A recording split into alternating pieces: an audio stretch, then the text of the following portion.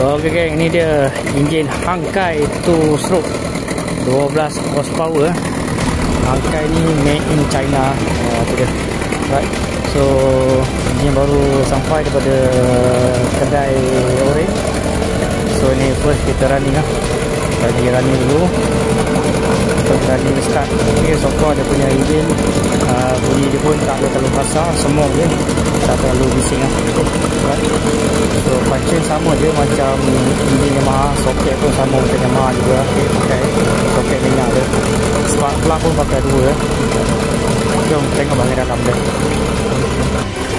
Okey, ni bahagian dalam 12 power, dia pun pakai dua spark plug. Lagi berkuasa. Bahagian dalam kecil je.